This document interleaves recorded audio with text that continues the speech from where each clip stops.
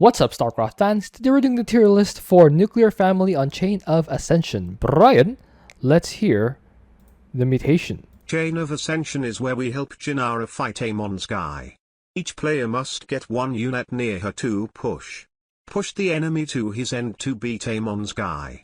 Don't let Jinara get pushed to her end. Infested spawn from enemy buildings. Hybrids get super armor when they have friends nearby and explode nukes on death. We have Edwin and Joni in the call with us today. How are you guys? Doing pretty well. Awesome. I'm quite sweaty. Oh, In the middle of a heat wave. Well, the UK is not really in France, but yeah, I heard the news in France. That's when I looked at the temperatures. Like that's actually hotter than the Philippines. So congrats. I was going to say we're extremely humid here as well at the minute. So I'm going to give a slight Fast and Furious aesthetic to the video this week because I'm basically just sweating all the time right now. What's the temperature there? It's about 33 at the minute. Oh my Donnie, you're officially in hotter weather than where I am. Congrats. How do you feel about this momentous achievement? Congrats is not necessarily the word that I use, but I'm surviving, albeit hydrating desperately. So it's all fun and games. It's nice to see the sun at least. Hey, so how do we rank the commanders this week? 3 mutations which do provide some annoyances when synergized. Particularly, I find that Hardened Will and Outbreak synergize in a manner which is not sort of desperate, but it is quite irritating in the sense that when you're trying to deal with the hybrid waves in particular, if you haven't cleared those areas and you get random infested sort of wandering past, the Hardened Will effect can sort of click on and off basically as and when you don't want it to. So commanders who can do a decent job of defending and clearing very quickly as well as doing decent AoE damage are going to be of benefit here. What do you think, Eppenholm? Yeah, I feel like this is one of those missions that they really like giving the hybrid bomb mutator to, and it's one of the missions where it matters the least, I feel like, because you have a lot of control over when you actually have to fight the hybrid generally. Unless there's a lot of other mutators that make the mission just an extreme pain, so you don't have as much control because you're barely just surviving until the hybrid come out. In this case, there's not really that much going on. The 2 of the mutators basically only come up 4 times throughout the entire mission. So it's basically just the walking infested outside of that, or outbreak. So I think that it's not actually as bad of a mutator set as it could be on some other missions where there's more hybrid, but it can still cause some problems if you don't have good AoE. That makes sense. Let's begin. Abathur, where do we have him? Well, again, you're not really going to have to worry about any real changes for your farming with Abathur, which is usually where he comes up against pain points. And once you have out your ultimate evolutions, you'll be able to handle the main mission just fine. Swarm hosts and vipers are excellent against the hybrid bombs because you can just shut them down so that you can back up, because it also slows them down. It doesn't just shut down their attacks, so you're able to kite them more easily. And if they're just fighting locusts, you don't really care if the locusts get nuked regardless. The area damage isn't perfect, but again, if you can just shut down the entire enemy force via blinding clouds, then you should be fine. You can even blinding cloud them and drop toxic nests under them, I suppose, if you need to, but just target firing. As long as you're not up against a super small unit comp, should be fine. A lot of comps as well, you can just sort of kite because the hybrid are going to be slower than basically all of the non-hybrid units. So as long as you're playing it well, it shouldn't be a big problem. So I'd put him in A tier. A tier. What do you think, Joni? Yeah, very similar to what ET's described, really. I think on this one, Abathur's a great example of a commander where sort of pre-clearing the areas that the hybrids spawn at is going to be absolutely critical, because it allows you to put down those toxic nests, which then prevent the Hardened Will effect from really sort of kicking in properly with the hybrid. And at that stage, everything is sort of very straightforward. So I think that, the standard stuff of good map knowledge, awareness of when hybrid waves are going to spawn, etc., is really critical. But like ET said, there's very little preventing Abathur from basically doing his thing in the early game. And, once you're up and running as per with him, you should be basically pretty squared away. So I had him in A tier as well. All right, unanimous A tier. Prestige wise, second one. Yes. Yeah. Moving on, Alarak. Where do we have him? Alarak is not terrible on this because you do have the ability to do really significant AoE damage to the incoming waves, and therefore you're again mitigating sort of Hardened Will before it really becomes a factor too much.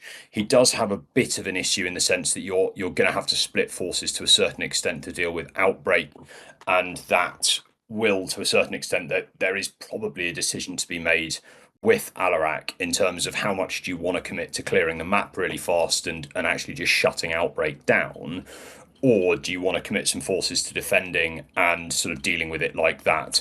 Probably not dissimilar to sort of tactics on Missile Command. Patrolling destroyers in the early games, probably not a terrible way of dealing with Outbreak. Other than that, Alarak's really good for dealing with mutually assured destruction, and that will again, particularly when you're empowering him, etc., that will do a good job of dealing with Hardened Will also. So he's not bad. He's mechanically slightly more difficult to play than Abathur. I had him in A tier. A tier. What do you think, Ebenholm? Yeah, what he lacks in blinding clouds and free units, he makes up for in psionic orbs and everything else Ascendants can do, basically. You can use psionic orbs to clear out the smaller units around the hybrids and then pop the hybrids with the other ability they have, Mind Blast, whose name evades me, Mind Blast, from a safe distance, and you'll be just fine. So as long as you don't eat any nukes on accident, which is really on you more than it is on the mutator this week, I think, then you should be fine. And yeah, I'd put him in A tier. Prestige wise, third one. Yes. All right. Yeah. Alarak A tier. Moving on, Arcturus. Where do we have him? Arcturus is quite good because Earth Splitters are very good AoE at an infinite distance, basically. So you can clear out all the units around the hybrid with just those if you want to.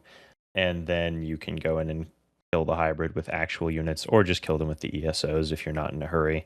Kind of depends on how far along Janara has been pushed. ESO is also great for clearing this map, and if you're on top of things, you can pretty easily clear the entire map of buildings as Arcturus by the end of the game, so you don't even have to worry about infested at that point regardless. So I think he's pretty darn good. I'd say he's S tier. What do you think, Joni? Yeah, I very similar views. I think my only concern with Arcturus, and it's a player consideration rather than a mechanical one, is you do need to be mindful of your ESO placement just so that you've actually got range to capture everything, because this is quite a long map, so you do need to be mindful of that. But by the time you are clearing through to those final stages of the game, the reality to it is you ought to have everything under control anyway, and you ought to be able to use that combination of sort of contaminated strike as and when you need to, and a bit of repositioning of the SOs to actually make sure that you've basically got range of where you want to. But yeah, the reality to it is that Arcturus has got, decent ranged offense and also, extremely robust defense to deal with all of these things, and therefore you shouldn't really be having any dramas. I think probably the only other thing to bear in mind is that you are going to need to be sending stuff in to deal with the hybrids themselves, just because of the minor time constraint there, which from my point of view probably lends more towards P3. But yes, S tier for me. S tier. And I will just throw out the perfectly valid way to deal with the hybrids is just Dogs of War and Nuclear Annihilation. Once everything else has been killed, both of those will handle the hybrid mostly. Dogs of War a little less so, but that makes sense. Yeah. All right. By the way, our splitters are 50 range plus 25 with the upgrade, so 75 range, not infinite. Moving on, Artanis. Where do we have said practically. So sort of goes without saying that Artanis has Artanis problems. Playing P3 Space Archons will do a lot of work against the clearing out the smaller units, i.e. mitigating Hardened Will on the hybrid waves.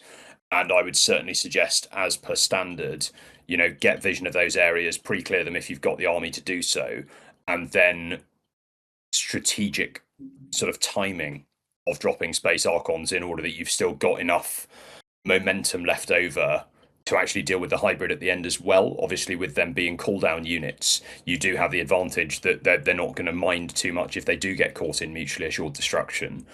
Similarly, Maybe a little he does inconvenienced. have minor inconvenience, but nothing serious. It's fine. Similarly, Walk it off. Yeah.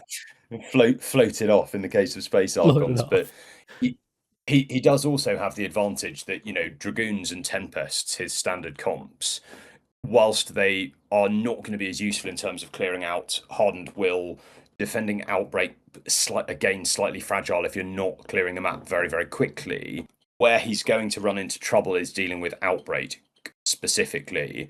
And I think that the sort of tried and tested tactic of splitting your army quite considerably, really heavily leveraging cooldowns in the form of Space Archons to deal with the actual spawning waves, and then lead around your natural, etc., to deal with Outbreak until you've actually got a bit of map clearing done is probably the way to go. I had him in a sort of tentative B tier. B tier. What do you think, Edwin?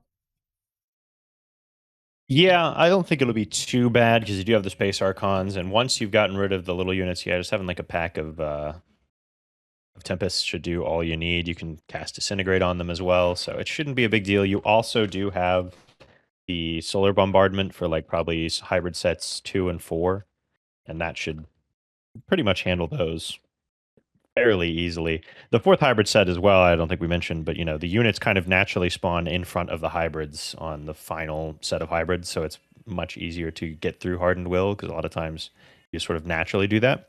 Yeah. So, yeah, I don't think it'd be horrible, but he's definitely not the best. So, yeah, I think B tier is fair. All right. Prestige-wise, third one? Yes, I think that's pretty imperative. Dehaka, where do we have him? Dehaka's quite good. Pack leaders generally have good AoE. Dehaka generally has good AoE. And his creeper hosts don't really care about nukes particularly much as long as you micro them and don't have them all waste on a Hardened Will hybrid. So yeah, I think he's kind of just really, really, really good this week. I'd say probably S tier. S tier. What do you think, Joni? Yeah, absolutely agreed. He has the advantage with his creeper hosts that you've got loads of free units that you can chuck at stuff that do outrageous AoE damage. Pack leaders simply don't care about mutually assured destruction. There is probably a lot to be said for, whilst you are still in the process of clearing, just plopping some impalers outside of your bases just to make sure that sort of nothing's getting through. But the reality is that with pack leaders up and running pretty early, you should be able to clear this very, very quickly with that combination of pack leaders and creeper hosts. So I've got him in S tier. All right, unanimous. Any prestige, right? Yeah, I think, you know, two is obviously the default because the pack leaders are so strong. For playing P3 on this one purely because if you've got the APM to control multiple Dehakas on multiple sides of the map, it just makes your clearing so much quicker. All right, moving on. Fenix, where do you have him? Fenix is okay. He has the advantage of doing loads of damage, loads of decent AoE damage. He's got standard Fenix disadvantages is in that he's can be slightly exposed against air comps. Plus, if you are not clearing fast enough, you know, your shell farms at home are going to be absolutely fine dealing with like waves of or trickles of infested in the early game. Your farm's going to get totally demolished though if you let it get to the 20-minute mark and start getting aberrations cropping up all over the place. So there is a bit of a time limit on it, and I think it's something which, you know, it definitely puts pressure on the player. It definitely puts pressure in combination with mutually assured destruction that you are going to be needing to micro your group of heroes pretty close because although it's not the end of the world if you're losing Caldalis the whole time, etc., you know, you don't want to be replacing your entire sort of hero cluster from your shell farm all the time. So Fenix is strong. He does have great damage output. I think, you know, that classic air comp weakness is a slight issue. I've got him in A tier. A I tier. don't think. What do you think, Ibn? Well, not brilliant, but not terrible sounds more like B tier to me. But yeah, I think he's pretty good, especially because I was thinking one of the things you could do in theory with the hybrid is just Arbiter Suit freeze them because then your units naturally can't attack them, and you can just move through the rest of the units. So if you're only hitting the hybrid and a few of the minor units, then you can just click those down. So that's helpful. I don't think you should have any real trouble clearing the map before 20 minutes, at least of buildings. And obviously, once the buildings are gone, the infested are gone. So Yes. hooray! Hooray! Yeah, this isn't one of those maps where you can't clear the map. So pretty good. So I think A is probably fair enough. Yeah. All right. Second prestige. Moving on, Han and Horner. Where do you have them? Well, Han and Horner is still Han and Horner, so that does present some issues for them. Bombing platforms are actually quite good at clearing out as long as it's a ground comp. The units around the hybrid, you can also be clearing buildings pretty much the entire game with them if you know the positions generally. So that's all pretty good. And obviously with buildings, once you get vision of them once, you have vision of them, so it's a little easier to aim. True. Beyond that, their actual fighting AoE isn't the best. You can kind of kite with like battle cruisers, I guess, or dip in and out with like wraiths. Again, bombing platforms as long as it's not air. So I don't think they'll have the worst time, but they're definitely not great compared to everyone else. But I think they'll be fine. So I'd probably say like C tier. What do you think, Joni? Yeah, I just think they do have tools as ET's described. I think they will be slightly exposed against air comps in particular. There's going to be some specific micro required to get past the sort of Hardened Will MAD combo that you're going to have thrown in there. And the reality to it is that particularly with air hybrid, it's not going to necessarily sort of be game breaking, but it is something which is going to be a serious consideration to the commander. So I had them in C tier as well. They're just going to be harder to play than most. Interesting. Okay, both of you had them in C tier. Let's put Han and Horner in C tier. I don't know. I'm just thinking. Well, they have airstrike. They have the space station. They have Call in the Fleet. They have mag mines. They can still trail it with regular Han and Horner units. I don't know about C tier, but it's your tier list, not mine. So hey, they are C tier. Moving on. Karax, where do we have him? Karax is pretty good because he can use space lasers to sort of pretty clear stuff. Well, basically deal with most stuff. Basically, the massive advantage you've got with Karax on this specific map is, as we've mentioned previously, the hybrid themselves remain relatively static. So, meaning therefore that your static is not going to be disrupted too much by hybrid as long as you're putting it in the right place. So for my money, this is basically a situation where playing P3, conserving all of your energy for dealing with hybrid waves and just taking them out from space, basically, obviously making sure that you've got some observers for vision out, and then effectively, creeping down the main path of the map with static will sort you out. I think one of the nice things playing Karax this week for the above mentioned reason is that you're not going to have to be as mindful as most commanders about clearing the map desperately quickly, because you've got the ability to put static up at home, etc. So yeah, for my money, he's pretty rock solid, really. I have him in S tier. What do you think, Ebenholm? Yeah, you have 300,000 purifier beams through the course of one game, I think it is, with P3. So, you'll have plenty of hybrid clearing capacity with top bars, and your turrets are excellent. And you don't really care about losing them particularly much to hybrid. So, obviously you don't want to, but it'd be fine to lose a few cannons here or there. So I think it'll be a pretty straightforward time for him this week. So yeah, I'd put him in S. All right, unanimous S tier, third prestige, right? Yes. All right. Yeah. Moving on, Kerrigan, where do you have him? Kerrigan is very reliant on Kerrigan, which can be a problem, but the mobilization wave for the hybrid waves will basically free clear out most unit compositions. Like if it's carriers or whatnot, they might be left alive, but you can just target them down. maybe a good shout for like Mutalisks to go with that, just to kind of their bounce will help take down the smaller units very well. Although you could go like Hydralisks or Lurkers as well, or Zerglings or Ultralisks. So you've got some decent options here for your army. You really pick what you want depending on the enemy comp. And yeah, as long as it's a smaller unit comp, like Terran infantry, well, a mobilization wave just one taps all of that. So then you're just dealing with the hybrid. You can dip in and out with your abilities as Kerrigan. So shouldn't be a big deal at all. So I think she's, excuse me, pretty good this week. So I'd say probably A tier. A tier. What do you think, Joni?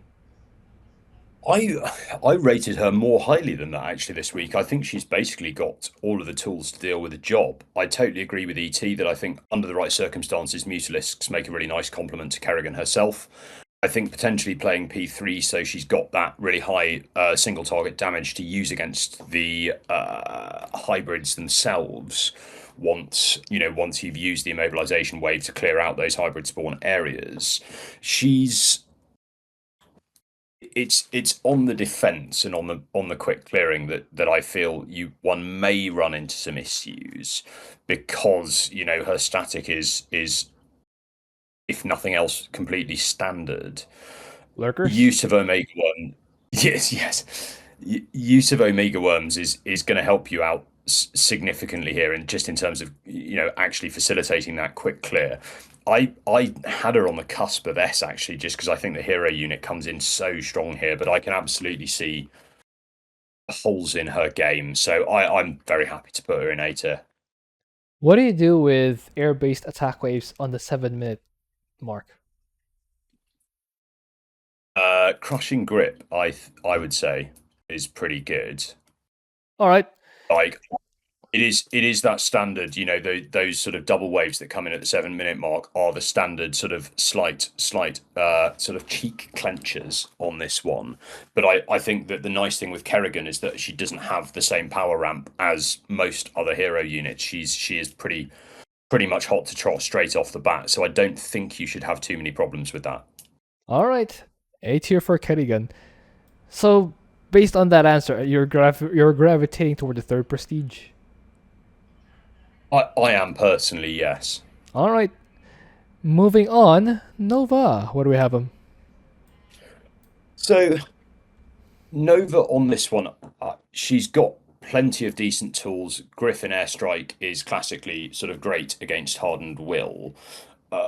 My sort of bigger concerns with Kerrigan is obviously small army, high damage output, yes. Kerrigan? Sorry, Nova. They do look alike, don't they? They look alike, exactly. Same face model, so fine. But which is blonder. Yeah, I think probably not Nova this week. I mean, my considerations with Nova this week is I think that Mad makes her mad, slightly more slightly more mechanically difficult to play. Like you really, you cannot afford to be losing units to mutually assured destruction on this. Yes, you've got means of clearing out Hardened Will, but dealing with Outbreak is going to be a bit of a nuisance. Yes, if you choose to play P3, you can have Nova, the unit herself. She'll have Nuke available for each of the waves, and she'll be able to rattle around the map, clearing it. But because you're looking at clearing buildings specifically, it's not necessarily even going to be the quickest of processes then, and there is a lot for her as an individual unit to do. So I'm not completely sold on Nova this week. I've got her in B tier. I think you're going to need significant APM to manage it. What do you think, Espenholm? Well, I think Nova can basically solo the hybrid waves, which is the actual difficulty here. If your entire army's only purpose is clearing the center lane and defending you as Nova, I don't really think that's a big issue. Because again, like you said, you nuke, that kills literally everything except the hybrid. It doesn't even kill the air hybrid in one go. So you're left if there's no hardened shields. If there's no hardened will, oh yeah. So I guess it will not do much to the hybrid. But then you can either I was thinking you could lure them into spider mines from that point a little farther away with Nova or something like that, or you just come in with some liberators. As long as you're careful with the targeting and the pickups and everything, I don't think you'd have any real issues, especially because with Nova, You drop some turrets in front with the Ravens and then Liberators behind that, so the hybrid will not, randomly run up underneath the Liberators while you're killing them. So I think you'd be fine there. I really don't think that's going to be a big issue. And then again, 90% of the time, your units can just be defending against the infested. So I really don't think it would be a big issue. I don't think she's necessarily quite S tier, but I do think she's A. What do you think, Joni? I suspect this is one of those ones where sort of the mechanical gulf between me and ET is being highlighted here. I absolutely see how she's got the tools. I think deploying the tools is going to be harder than some. With that being said, it's is she in the same tier as Alarak or Fenix or Artanis? The answer is probably the former. So I'm sort of happy to she's not going to be top of A tier, but I think I'm happy to have her in A tier. Okay, Nova A tier. Moving on, Raynor, where do we have him? Raynor is, as usual, himself. The hybrid waves you should, in theory, kind of be able to handle. Not the best though.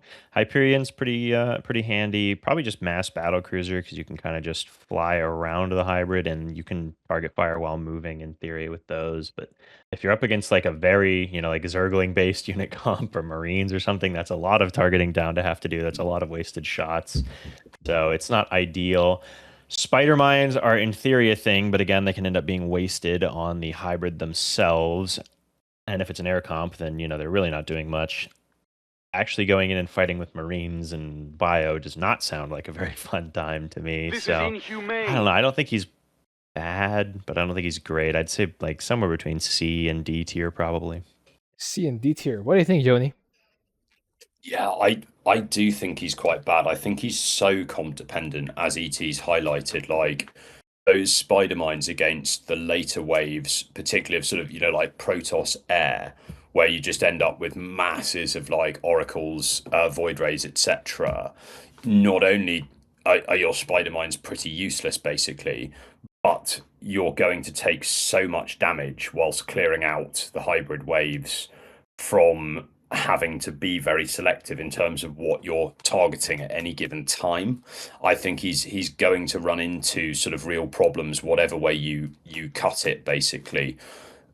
To give him his due, only because we are any port in a storm, he's got semi decent static that you can deal with at home, and for not a particularly much supply you can certainly shore yourself up at home for a decent amount of time. But yeah, I think this one's going to give him dramas. I'm very happy to have him in D tier. D tier, okay. Both of you had him in D tier. Let's put him in D tier. No prestige because D tier is considered bad. Stukov. Just kidding. Stetmann, where do we have him? I think, to be honest, if that's how we're doing it, I'd just keep going for now. Yeah. Yes. Like goes without saying, Stetmann is extremely good. Egorbs sort of appear to be specifically formulated to like dealing with Hardened Will on purpose. He's just very, very strong. I don't think there's much more that needs to be said. You can do everything with Super Gary and just leave whatever you want at home to defend, and you're still going to be clearing the map prior to 20 minutes. So yeah, solid Esther. What do you think, Edwin? There is one more thing that needs to be said, which is Zerglings that completely ignore the nukes. That's why I put them straight there. Also really, really, really good. You probably could do like a Gary solo if you really wanted, but the Zerglings make it extremely easy to just A move through literally everything. And also, you can basically just A move them through the entire map, so and clear all the buildings. So yeah, really, really, really good. He can sit in S for now, is what I'll say. Okay, second prestige, or actually any prestige is fine. Moving on, Stukov, where do we have him? Stukov is kind of as good, but not quite as good. my opinion, as Stetmann, because startup time can be a little difficult with the 7-minute wave if you're having to do everything yourself. Because ideally you want to go P3, obviously, because then infinite free units, you don't care about the nukes or anything really at that point. You can have the trickles deal with any of the infested that come along, and it's a pretty easy time. But getting there can be a little rough on this map because, as CTG mentioned before, the 7-minute wave can be quite tough. I, in particular, got put up against the carrier composition. And, it's a bit of a struggle to make it past that 7-minute wave when there's, 4 carriers or whatever it is. And you've got That's why I however was many asking bunkers you about can manage to Kerrigan. build by that point. Yeah, but if you had a hero unit with crushing grip and kinetic blast, like carriers are not scary against kinetic blast. It's a double tap, I think, right? So as long as you're kiting, it's completely fine. You don't have that here. Here you have 3 bunkers, maybe 4 or something like that. 3 Alexander? infested marines at a time. Yeah, you got to hold the Alexander for it, and in theory, that'll be Yeah. fine. And then as long as you can deal with that first hybrid wave on top of that, because again, that's kind of the double-edged sword of it, then you should be fine. So I do think he's S, but I would say Stetmann's definitely a bit more of a fall asleep while you're playing than he is. He is more S than the other guy. Yes, well. All right. So, what do you think, Joni? Yeah, it sort of brings me great pleasure that even on a map or a mutation where Stukov P3 is going to eventually he is going to sort of reign supreme, that you do at least have to be awake for the first bit. I sort of won't. There's no point in repeating what you've said, so I'm not going to say more than that. But it is, timing of cooldowns for. But he is S tier. Once you get him going, he's unstoppable on this. All right, 3rd prestige. Moving on, Swann. Where do we have him? I think on this, he's got everything you need to deal with this properly. Get the laser drill up and running. For my preference, I would probably play P2 on this because why? Concentrated beam. Say again. Sorry. Concentrated beam. Yeah, absolutely. Concentrated beam, pulse cannon. He's got absolutely everything you need to deal with stuff. Pulse cannon's nice because it pulses and therefore it will do more damage even despite Hardened Will, so that's a nice thing to have as well. And then at the point at which you've got your army of wraiths up and running, you will be rattling around taking stuff out without any dramas. You've got the static to deal with waves of infested, but the reality is if you've got a decent fleet of wraiths up and running from a reasonable time, then clearing shouldn't be of any drama at all. As long as you're microing your wraiths carefully, basically once they're up and running, they do outrageous damage output. So clearing quickly shouldn't be a drama. I've got Swann and S tier. I think he's brilliant for this. What do you think, Eppenham? Yeah, he's very good this week. Basically just slightly, barely worse Karax, I think. And really good. Yep, S tier. Moving on. Tychus, where do we have him? Tychus is also very good for this. He does have a few considerations when playing him this week, the main one of which is mutually assured destruction. You are, regardless of what you do, and yes, dropping the Odin will help massively. The Odin can tank a load of nukes, which is great. If you've, for whatever reason, not thought about that, muck it up in any way, shape, or form, Odin takes too much damage prior to you getting a nuke down, you are going to have to instigate a bit of micro. With that being said, very, very minor foibles. Play P2. Realistically, you've then got defense, offense, etc. He will clear the map as quickly as anyone, particularly if you just send Sam out to go and deal with stuff which is sort of less heavily defended. And I just leave Sam at home. He's just the anti-infested guy, but sure, that'll work. Yeah, I mean, from my preference, it's Sirius at home and really? Nux. But I like Sirius because he has turtle face tank the nukes. But okay, if you for whatever reason, I find the I just drop the Odin for that in my money. But I just find the amount of DPS that Sam does when he's fully upgraded is just amusing to me. It's ridiculous. But yeah, I mean, Tychus is very, very strong, S tier. What do you think, Edmund? Yeah, well, the only problem with using the Odin for the hybrid is if you're playing P2, you're going to probably hit 2 at least of the hybrid sets before 10 minutes anyways. So you won't have the Odin for that. But yeah, I think you could really kind of do whatever you want to do with Tychus this week because he's very, very good. So if you like Sirius, great. If you like Sam, great. If you like if you Nikara. like any of the muscle or Nikara, then less great. But that's kind of on you. So, but I mean, realistically, you It's a probably you go problem. P3. P3? You could go P3. I think the Odin can tank like what 3 nukes to the face. So But I think you'll need something for defense if you go P3. Yeah, P3. that's I true. don't think But good I'm this just week. saying you probably could go P3 just fine because there's not that much stuff coming in. You just drop a couple turrets at the top of the ramps, and then your natural base is sort of naturally defended because everything's coming up the middle natural, there. therefore it's naturally defended. It has a Yeah. 270 I'm just degree. saying you could go P3, I think, this week as well, and you'd be just fine. Oh my Donnie. I'm not Anyway, necessarily saying it's better. It's definitely not better. But yeah, he's very good. S tier. all right. Second prestige though? Okay. Yes. Yeah, I mean, it's the best. Moving on, Vorazun. Where do we have him? Vorazun is fine. You have the ability to, cast spells with melee units, so you can kind of do that. Hopefully it doesn't hit too many of the hybrid versus everything else. Time stop, obviously, on the hybrid wave's quite good, and you don't care much about the Shadow Guard getting nuked because they are temporary units anyways, so as long as you target everything down properly with them, should be fine. You could go Withering Siphon for some area damage, so that's always an option. I wouldn't do it, but you could. So I think they're probably fine. I'd go somewhere between A and B tier. You, O viewer who needs this tier list, can go second prestige Vorazun if you really want to. Endorsed by Edwin Home. What is Radical freedom, everyone. letter? I said between A and B. Between A and B. Okay, what do you think, Joni? I think she's nearer to A than B this week, primarily because you do have the advantage, particularly of your main, of like basically eBay walls.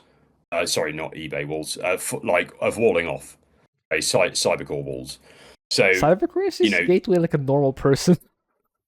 Well, use whatever building What if you need want. to research a lot of upgrades? Okay. Research both warp gate and anti-air armor and air weapons at the same time. Build whatever walls you want, but do remember to cloak them, and then you've effectively mitigated Outbreak to a large extent, which does help massively.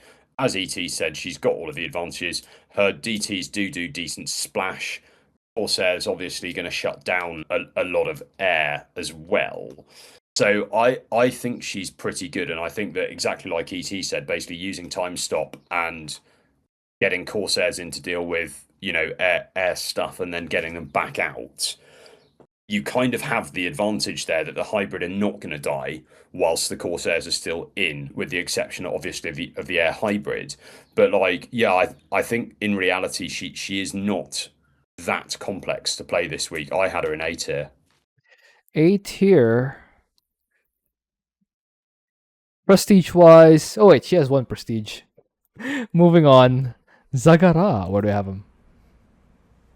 So Zagara is fine, but everything she has is melee, and therein lies the problem that you are not guaranteed to. Because if you're really good, you will control the tempo with which units move in to attack stuff, and therefore not be losing too much to mutually assured destruction. But there is that drama. There is a reality in which you can position bile launchers to actually simply target where the hybrid are sitting. As long as you've done a bit of excuse me, a bit of chip damage to them before, they are going to go down in a decent enough time frame, but it's not perfect. All of that being said, Zagara P1, whilst she does risk running out of steam to a certain extent if you're losing too many units recklessly, she does clear the map incredibly quickly. She does play that swarmy style that does mitigate Outbreak to a large extent. So I do think that she's got a lot going for her. I think mutually assured destruction is going to present more of an issue than normal. So I had her somewhere between A and B. A and B. What do you think, Edwin Home? Yeah, I think she's mostly fine because as long as you can micro your banelings a bit, didn't have any major issues. Bio launchers for defense totally are a thing for sure. And clearing the map will be pretty easy, so I don't think it's too bad of a time, but it's definitely not perfect. I think I'd rather be a lot of the folks we have in A than her, so I'm fine with putting her in B. We've got enough A's going on, I guess. Okay. A for Zagara. Prestige wise. Probably one for swiftness one? of clearing, I suspect. Alright, fair. First Banelings. prestige. Moving on. Zeratul. Where do we have him?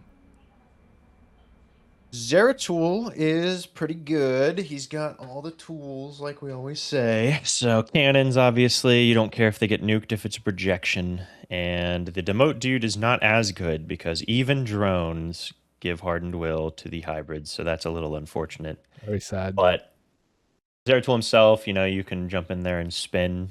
It's a great time. You might even want to go suppression crystals just to make the attack or the hybrid waves a little bit easier, although monoliths are pretty nice, but you're not really going to need the monoliths too much, but they do area damage, so, you could go either one, really. Yeah, beyond that, I mean, it's just he's Zeratul still. He's really good, so I'd put him in S. S tier. What do you think, Joni? Yeah, I was wondering this week. I haven't had the time to actually experiment with it yet, but I was wondering this week whether there might be a shout for playing P3 on this one, just because P3 Zeratul does clear out smaller enemy units so fast that, exactly as ET said, sort of the demote dude still relies on you then putting down a load of area damage basically to clear out smaller units regardless of how low they've been demoted, whereas P3 will just chip away at them the whole time. So spinning to win, I can't see a reason it wouldn't be viable this week. With that being said, if you want to play a slightly more steady, slightly more conservative, and probably slightly safer strategy, then yeah, P2 as always. But yeah, he's extremely strong. S tier. S tier. All right. Zeratul S tier. Do we have a double S? Stetmann. I think Stetmann, yeah, he really does mitigate a lot of what is happening. All right. Who's top of S tier? I'd say like Karax. I actually think this week, I genuinely think there may be an argument for putting Swann above Karax.